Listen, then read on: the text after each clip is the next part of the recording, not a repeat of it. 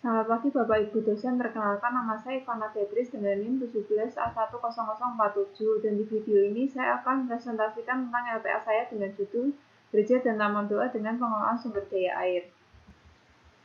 Yang pertama, faktor yang mempengaruhi mengapa saya memilih judul ini adalah adanya COVID-19 yang mewabah dan kemudian membuat sampah medis yang terkumpul dan kemudian tidak terkelola dan dibuang pada sumber-sumber air, sehingga sumber daya air ini kurang terkelola, dan di luar dari itu masyarakat sendiri juga kurang mengelola sumber daya air ini.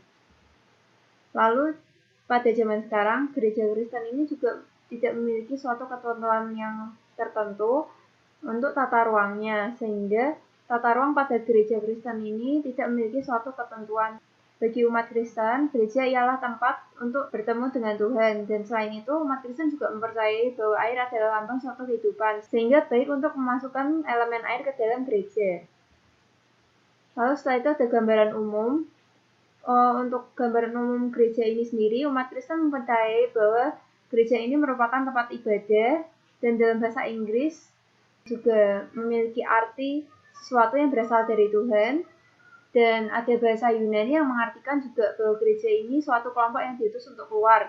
Dan di lain pada itu, pada kitab perjanjian baru umat Kristen dinyatakan bahwa gereja adalah Yesus Kristus sendiri.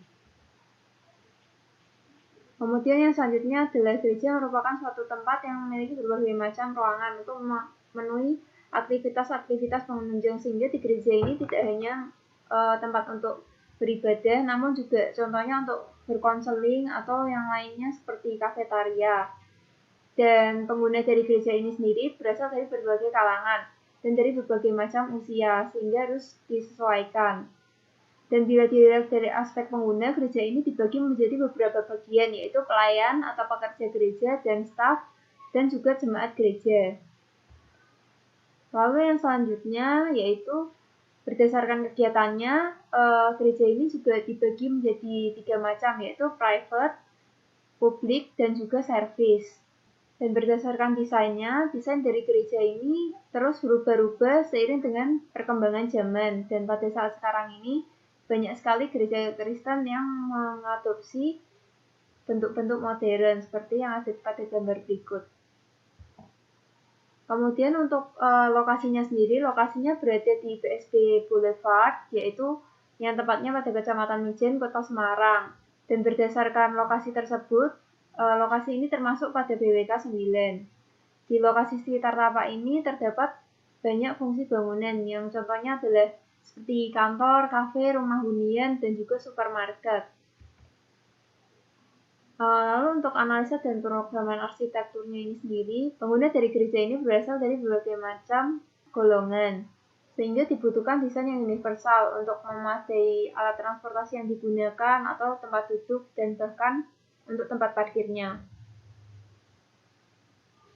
Lalu untuk analisa kapasitas bangunannya ini, saya mengambil data dari jumlah warga yang beragama Kristen di Kota Semarang ini. Lalu saya membandingkan dengan jumlah warga yang ada di Kota Mijen, dan lalu saya melakukan perbandingan dan hasilnya ada kapasitas sebesar 4.858 orang.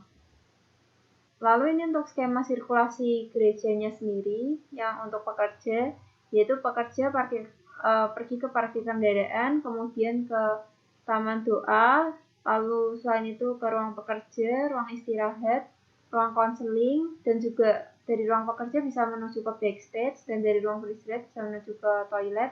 Jadi mereka memiliki toilet pribadi.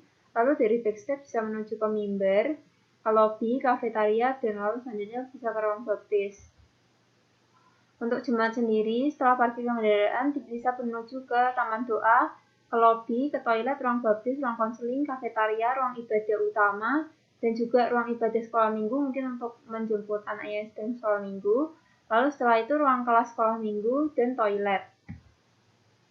Lalu yang selanjutnya ini adalah sirkulasi yang untuk pelayan. Jadi pelayan pergi ke parkir kendaraan, lalu kemudian dari parkir kendaraan ini bisa menuju ke taman doa dan juga ruang persiapan.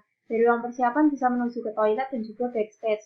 Dan juga bisa menuju ke lobi. Dari lobi bisa menuju kafetaria, ruang baptis, ruang serbaguna. Dan dari backstage bisa menuju ke mimbar dan juga ruang kontrol. Lalu kemudian yang selanjutnya ini skema sirkulasi untuk yang servis gereja, yaitu servis gereja yang datang kemudian akan parkir kendaraan lalu menuju ke ruang istirahat.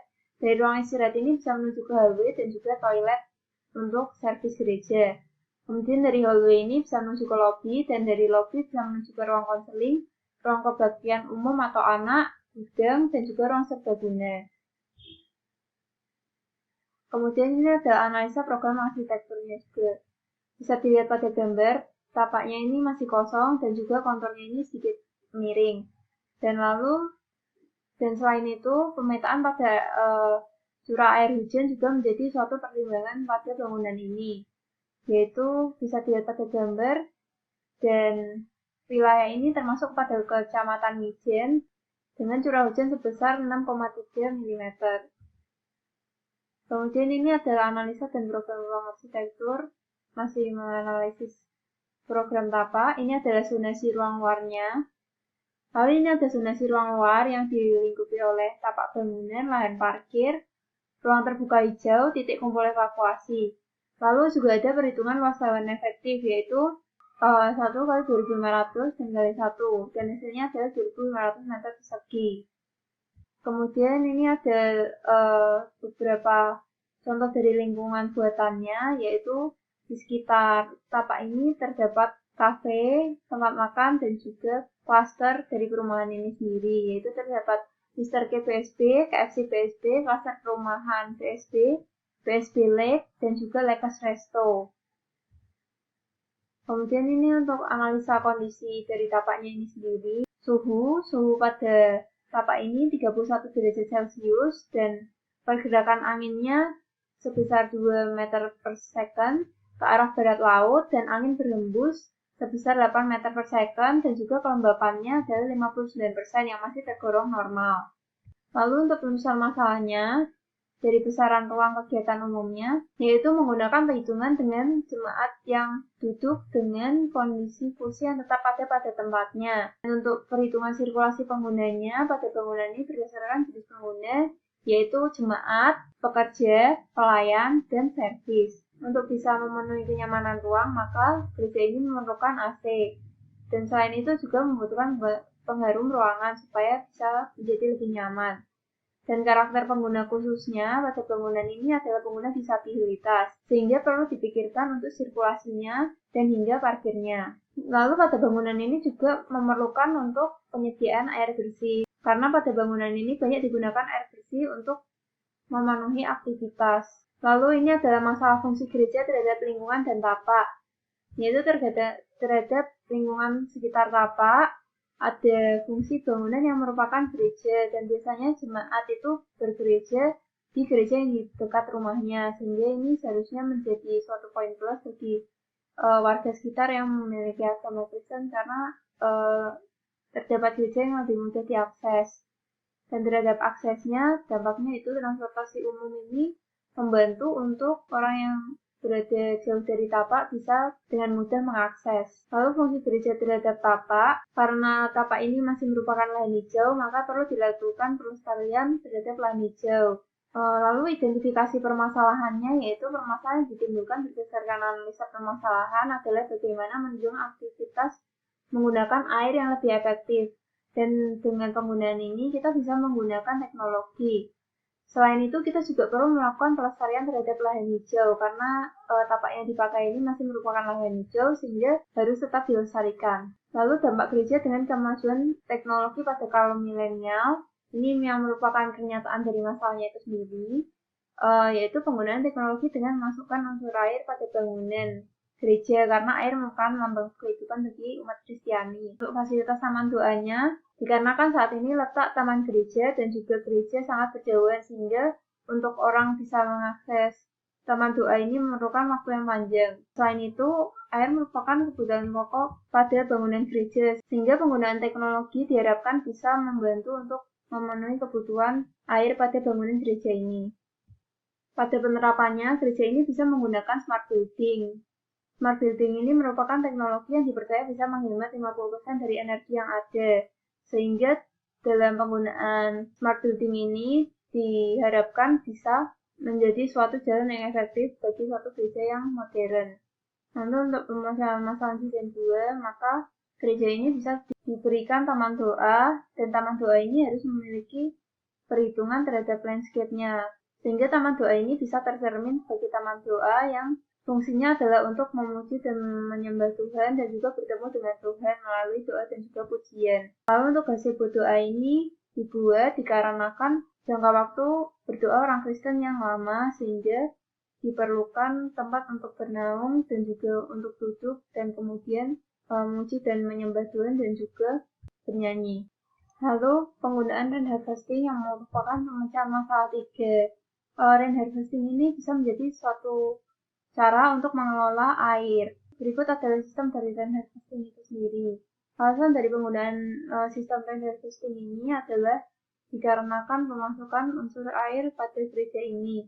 Dan faktor yang perlu diperhitungkan dalam perlakuan terhadap rain harvesting ini adalah air dan air hujan, kebutuhan air dalam gereja, sistem dari rain harvesting, dan metode penggunaan pada rain harvesting. Kemudian pendekatan perancangan. Pada perancangannya, bangunan gereja ini berbeda dengan bangunan-bangunan yang lainnya.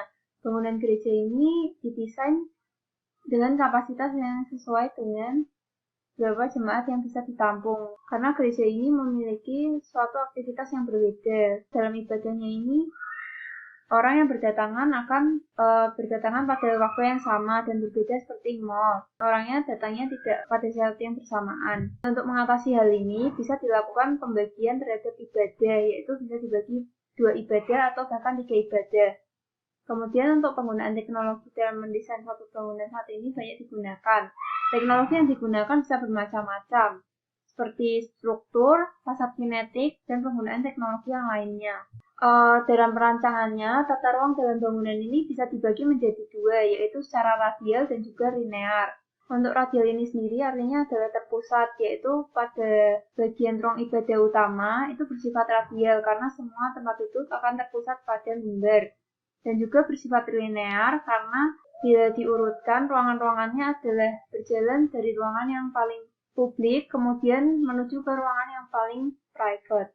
Lalu ini pendekatan rancangan berdasarkan bentuk bangunan. Untuk bentuk bangunannya sendiri, gereja Kristen ini sudah memiliki berbagai macam bentuk bangunan seiring dengan berkembangnya teknologi yang ada.